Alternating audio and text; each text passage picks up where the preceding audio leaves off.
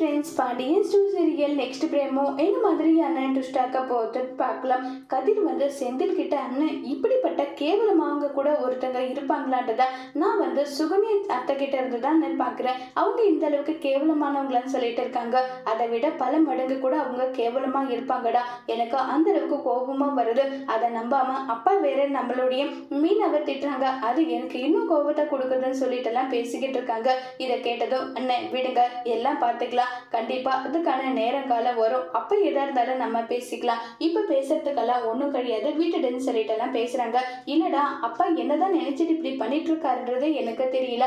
பாவம் மீனா இந்த குடும்பத்துக்காக எவ்வளவு விஷயத்த சாக்ரிஃபைஸ் பண்றான்ற எல்லா விஷயமும் தெரிஞ்சும் இவர் இப்படி நடந்துக்கிறது தான் எனக்கு இன்னும் கோபத்துக்கு மேல கோபத்தை காட்டுதுன்னு சொல்லி ரொம்ப வருத்தப்படுறாங்க.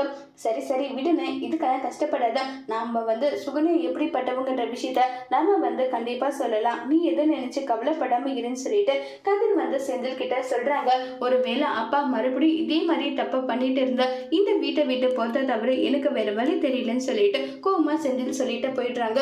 இல்ல, இந்த குடும்பம் பிரியக்கூடாது, அது அப்பாவால தாங்கிக்க முடியாது, அப்பா வந்து முன்கோபக்காரர் தான், ஆனா உண்மை தெரிஞ்சா கண்டிப்பா போயிட்டு மீனாண்ணி கிட்ட மன்னிப்பு கேட்பாங்க, அதனால நம்ம போயிட்டு அப்பா கிட்ட இந்த விஷயத்த பத்தி சொல்லி ஆகணும்னு சொல்லிட்டு இப்ப கதிர் முடிவு பண்றாங்க. கதிர் போய் சொன்னாலும் அதை பாண்டியன் நம்புவாங்களா இல்லையாங்கிறத வரப்போகிற எபிசோடில் வெயிட் பண்ணி பார்க்கலாம். தேங்க்யூ.